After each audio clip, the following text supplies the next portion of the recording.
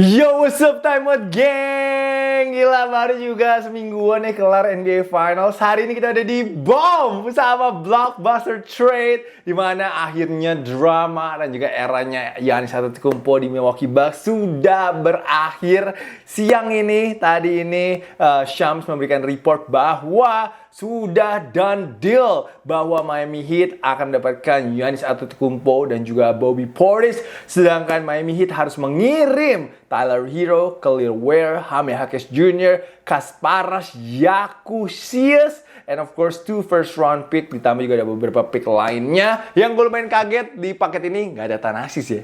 Gue kira itu ada satu paket sama si Giannis Antetokounmpo, tapi the beef gotta stop now. Kita tahu dramanya dari All Star ya, dimana kan main celebrity game ya si Shams dan juga pelatihnya Giannis, campnya Giannis, lalu juga Milwaukee Bucks selalu bilang bahwa Shams itu memberikan report palsu lah. Tapi buktinya tidak palsu guys, beneran terjadi. Cuma Milwaukee Bucks memang mencari paket terbaik, dimana ini dapatnya lumayan banget sih si Milwaukee Bucks ya. Tapi what can you do man, if you wanna get a superstar like Giannis ya lo harus siap untuk give up a lot sih from your team.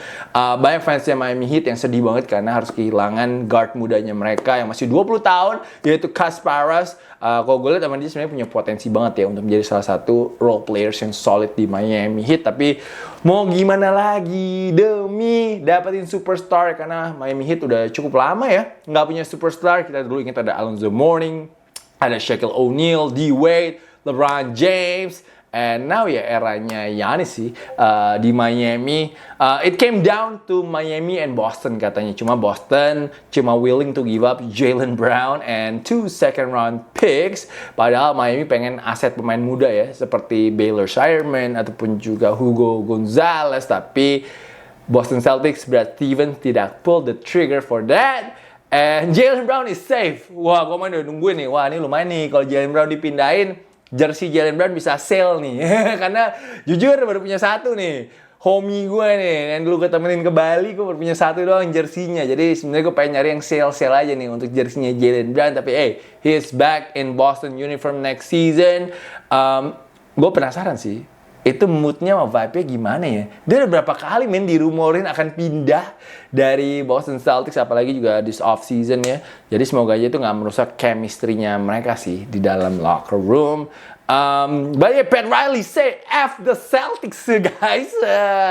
Dan dia kayaknya udah nggak bisa tuh, nggak punya superstar sih. Dia emang kayak fokusnya this off season untuk bawa seseorang dengan nama besar yang mungkin juga bisa bantu Miami Heat next season.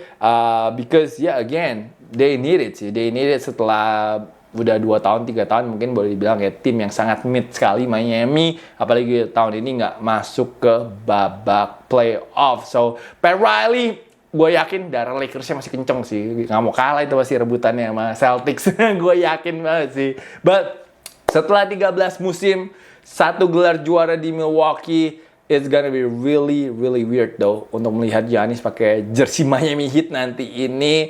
Dan kayaknya udah nggak ada lagi ya pemain Bucks yang juara di 2021 sekarang ini masih berseragam Bucks ya. Gue nggak tahu tuh Thanasis masih under kontrak apa nggak Thanasis. Tapi untuk Giannis, I think it's time to move on ya. Kita tahu dia kayaknya juga udah menurut gue agak toxic ya di locker roomnya si Milwaukee Bucks. Apalagi waktu ada Doc Rivers juga, kelihatannya udah banyak sarcasmnya juga.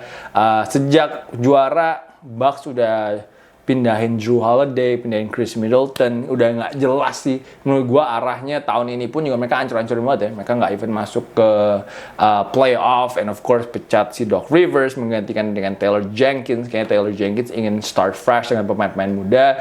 So this should be a win-win situation for everyone. Apakah Giannis akan cukup untuk membawa Miami Heat menjadi juara NBA ataupun juga contend for a championship? Menurut gue nggak cukup sih. I think gini deh, menurut gue mungkin compete for Eastern Conference Finals bisa sih, tapi menurut gue tim yang paling kuat sekarang ini di East still menurut gue Knicks, obviously the defending champion, the reigning champion, dia bakal jadi team to beat. Tapi Boston Celtics, and don't forget, next season they will have Jason Tatum for the whole season. Philly, gue nggak tahu what they gonna do this off season. Cleveland, I don't know what they gonna do this off season. Tapi menurut gue Miami starting 5-nya looks good. They look good, tapi health wise gue nggak tahu ya. Lu tau lah Giannis sering cedera. Giannis udah 31 tahun sekarang umurnya. Andrew Wiggins in and out the lineups as well. Belum lagi Norman Powell gue nggak tahu healthnya seperti apa. Jadi emang kalau semuanya sehat, starting five-nya obviously they can compete with anybody gitu. Karena kuat banget ya dengan adanya Bam dan juga Giannis di bawah ring. Wow, itu defense-nya akan mantep banget sih. Tapi again, tipis banget gitu loh. Tipis banget walaupun maybe kita tahu kalau starting line-up-nya mungkin David Mitchell, Norman Powell, Andrew Wiggins, Giannis Antetokounmpo dan juga Bam Adebayo. But coming off the bench, probably Bobby Portis gonna be the sixth man. Lalu ada Pelle Larsson, ada Nikola Jovic, and I don't know if Simon Fontecchio masih under contract atau tidak. I think menurut gue agak tipis sih untuk bench mereka bisa maintain permainan starting five ya. Maybe they should go the New York Knicks route, mungkin cari pemain yang memang tahu role-nya lalu juga solid aja sih menurut gue. They will need to find shooters sih untuk bisa bikin space for Giannis and Bam. Walaupun gue tahu that's gonna be an amazing duo inside the paint area, tapi gue rasa Bam akan lebih banyak main di luar ya, karena Bam, you know, he could shoot the 3-point shot, he could stretch the floor. I think Giannis akan lebih banyak main di paint area nantinya. But ya itu, hilang Tyler Hero menurut gue akan sangat terasa ya untuk Heat ya. Dia 20 poin per game, 38% from 3, tapi yang paling penting adalah dia bisa create. He could create for his teammates, dan dia juga pastinya jadi salah satu yang kayak bahaya lah untuk offense. Kalau David Mitchell, yes, he's good defensively, but I don't think David Mitchell di levelnya si Tyler Hero sekarang ini. So obviously ada beberapa pemain pastinya mereka akan coba sign di free agent. Kalau gue sih jadi Pat Riley and Miami Heat, I will find as many shooter as I can. Karena obviously kalau point guard, yes ada David Mitchell. Lalu ada si Nikola Jovic. I think Nikola Jovic bisa jadi point guard as well. And obviously Giannis bisa bawa bola.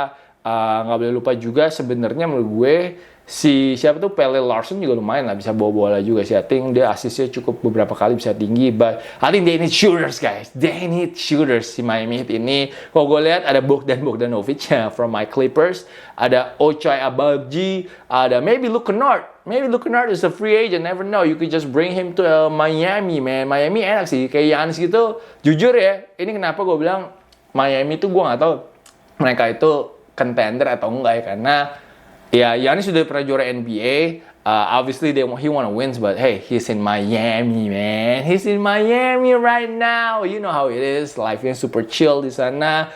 Tax-nya kecil ya kayaknya. Tax-nya kecil untuk ditinggal di sana juga. Ya gue nggak tahu sih motivasinya Giannis akan seperti apa sih masuk ke Miami ini, jujur. But again, sekarang ini squadnya masih tipis sekali. And kalau kita ngomongin tentang fitnya Bam and Giannis, I think fitnya mereka nggak akan masalah lah ya. I think they could complement each other. Game-nya mereka sangat beda banget sih. Giannis, you know, likes to go downhill.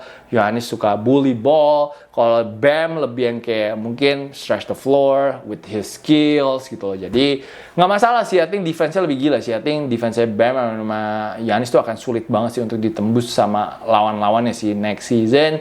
But ya itu sih. My main concern is depth, health, and motivation sih. Itu aja sih. Karena Giannis making 58 million too. Giannis making 58 million right now this year. Tahun depan player option. Harusnya sih extend lah ya di Miami. Nggak mungkin nggak ya. Tapi itu again, menurut gue, I wanna see bagaimana Giannis blend dulu dengan tim Miami ini. Gue mau lihat mereka lawan Knicks, lawan Celtics, lawan Cleveland. So for right now, gue mau bilang bahwa mereka not even top 2 right now. Not even top 2 in the East right now. I think I'll put them in top 3 right now, but not top 2 sih. Jadi that's my take about this move. Menurut gue kita harus lihat lagi nanti lanjutannya Miami akan ngambil siapa setelah ini. And yang menarik sih adalah ini ya Bucks ya, dimana Tyler Hero sebenarnya udah ngepost dari beberapa minggu yang lalu. Brothernya dia udah ngepost gambar rusa sih. So happy for him to come back and play for his hometown. That was big for him for sure. The Bucks are his team now. I think he is the number 1 option di Milwaukee Bucks. Paling jago dia menurut gue sekarang ini. Dengan pelatih baru Taylor Jenkins, former Memphis Grizzlies head coach. I think dia pengen pemain muda semua. You got Ryan Rollins over there. You got Miles Turner over there. Udah gak muda sih. Miles sama Kyle Kuzma udah gak muda sih. Tapi Yeah, you get my point. I think Khalil Ware, Jaime Jaquez, and Tyler Hero are gonna be the core. I think they're gonna be the core for Milwaukee Bucks. But again, fans Milwaukee Bucks, mohon maaf banget, tapi kayak tim kalian mungkin beberapa tahun ke depan ini akan struggle nih untuk masuk ke play-in tournament ataupun ke playoff karena senjatanya kurang banyak sih. I think senjatanya untuk Milwaukee Bucks akan kurang baik, tapi menurut gue culture-nya akan jauh lebih berubah daripada waktu ada Doc Rivers. Ini pelatih udah pasti lebih bagus pada Doc Rivers sih. Itu aja sih positifnya menurut gue untuk Milwaukee Bucks. Setelah itu yang kasihan hari ini Julius Randle sih. Damn, tiba-tiba dikirim ke Brooklyn Nets, guys. Gue nggak tahu sih, nggak ada angin, nggak ada apa, shit. Tiba-tiba seminggu setelah Knicks juara, dia dikirim balik ke New York, man. That is sad, bro. Itu bener nyesek banget sih menurut gue sih. Lo dari dulu di New York, terus dipindahin ke Minnesota, kalah di playoff, and then New Yorknya juara, dibalikin ke kota itu lagi. I cannot imagine so being Julius Randle. Gue gak tau dia mau main sama siapa juga di Brooklyn Nets, karena di Bleacher Report aja fotonya sendirian, guys. Fotonya sendirian di Bleacher Report. Gila, gak bisa kasih Jalen Wilson atau siapa kek. Mungkin pelatihnya gitu kan. Gila, kasihan banget sih. I guess Brooklyn Nets juga gak jelas sih next season akan seperti apa. Tapi Randle ditukar sama pick number 28 and 33 I think for tomorrow. Brooklyn akan kirim Nick Claxton. Ke Chicago Bulls. So, Bulls got a free big man. That's crazy though. But again, I feel bad for Julius Randle. Hopefully karirnya dia akan berkembang, dan juga siapa tahu ini cuma pit stop aja, siapa tahu dia akan pindah ke tim lain, mungkin ini adalah bagian dari trade besar. We don't know, because tomorrow is the NBA draft. Make sure you guys tomorrow join my live reaction at 7 a.m. Jam 7 pagi kita akan seru-seruan melihat the first round of the NBA draft. Walaupun gue gak gitu hafal pemain-pemainnya, tapi ya kita cobalah untuk seru-seruan, karena ini katanya adalah one of the deepest drafts sejak tahun 1996. But we'll see. But selain itu, mantan teammate-nya Randle, Ayo Dosunmu, itu malah hari ini dapat rezeki dia. Dapat rezeki karena 5 tahun $112 juta dari Minnesota Timberwolves. Tapi Ayo layak banget sih. Ayo. Ntar gue salah ngomong, gue biasa ngomong Ayo. Ayo, tapi layak banget sih untuk dapat kontrak ini sih, karena obviously performance-nya di playoff luar biasa, walaupun memang sayangnya mengalami cedera. Tapi Ayo sempat 43 points waktu lawan Denver Nuggets, and I think he fits really well with this court, with this team, si Minnesota Timberwolves. I think dia, Jaden McDaniels, Anthony Edwards, everybody coming from the same DNA, si hustle and heart sih, bener. Ya gue seneng aja sih ngeliat Ayo kemarin ini diambil sama Minnesota, and ya dia sukses banget sih menurut gue sih, dan itu akan menjadi tren yang bagus lah untuk melanjutkan kerjasamanya dengan Ayo Dosunmu. And Dallas Mavericks hari ini juga bikin berita dengan hiring a new head coach, yaitu Coach Dusty May. Coach Dusty May ini fresh off winning the NCAA National Championship with University of Michigan. Gue gak kebayang sih seberapa BT-nya fansnya Michigan. Baru juara, pelatihnya diambil sama Dallas Mavericks. But this is a huge gambling though. Huge swing by Masai Ujiri and the Mavericks. Kita tahu coach yang pindah dari college ke NBA itu gak banyak yang sukses. Maybe we could say Brad Stevens mungkin yang paling sukses dulu di Butler. Billy Donovan so menurut gue, dari Florida pindah ke Chicago Bulls, tapi dia sekarang udah nggak sama Chicago Bulls lagi juga. Jadi menurut gue ini high risk high reward lah. High risk high reward untuk Dallas Mavericks. Gue jujur gue nggak tahu cara melatihnya Dusty May seperti apa, nanti kita akan lihat di NBA bareng-bareng. But I'm pretty sure he has a winning culture, karena menang NCAA National Championship itu nggak mudah sih. So we will see apakah this gambling by Dallas Mavericks will pay off atau tidak. Obviously dia bisa work dengan a lot of young players like Cooper Flag, Derek Lively Jr. Gue nggak tahu sih Kyrie Irving gimana sih, tapi yang pasti Kyrie Irving tanggal 30 akan ada di Jakarta. Gue nggak tahu gue akan datang atau nggak acaranya. Masih working on the deal. Tukeran sepatu ternyata. Mereka mau barter sepatu sama gue untuk gue datang. We'll see nanti jadi atau tidak. Semoga bisa nge-vlog juga di sana. Hopefully we could meet Kyrie though. Hopefully, but gue nggak expect too much. But selain itu di Dallas Mavericks ada Ryan Nembhard, Gue nggak tahu si PJ Washington lalu si Daniel Gafford gue nggak tahu tuh balik lagi atau tidak, tapi yang pasti ada Cooper Flex di sana untuk Coach Dusty May. And like I said, besok pagi kita akan live reaction for NBA Draft. Yang mau gabung please gabung jam 7 pagi. Besok first round harusnya seru sih karena first pick-nya juga belum ketebak ya. Washington Wizards akan ngambil siapa? Obviously semua bilang akan ngambil AJ Dibonsa. Tapi si Darren Peterson ini bangke juga. Dia cuma workout untuk Washington. Dia nggak even workout buat tim lain. Dia pun juga yakin kalau dia bisa diambil number 1 oleh Washington Wizards. I think, without a doubt, no-brainer. I think Washington harusnya ngambil AJ Dibonsa, an elite shot creator, super athlete, super freak athlete menurut gue. Mainnya juga entertaining banget. Dan itu juga satu posisi yang menurut gue Washington perlu ya. Karena obviously di guard udah ada Trae Young, ada Keyshawn George, ada Bilal Coulibaly. Di back-nya ada AD, Anthony Davis, lalu juga ada Alex Sarr. So I think the only posisi yang mereka perlu posisi 3 sama 4 sih. I think jadi paling make sense adalah AJ Dibonsa. Kecuali kalau mereka mengejutkan yang ambil Cameron Boozer sih.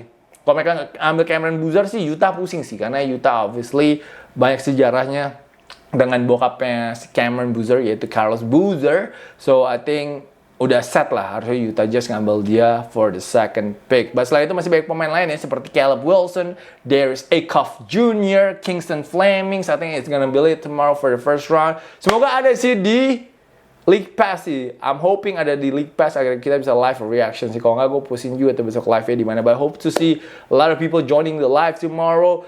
Shout out to everybody for watching Time Out hari ini. Terima kasih yang sudah menonton Time Out secara full. Jangan lupa guys untuk support the channel, support the grind, daftar jadi member agar gue juga bisa terus meliput basket dan juga bikin Time Out selalu. So once again, thank you so much guys for watching and I will see you guys again really soon. Peace out everybody.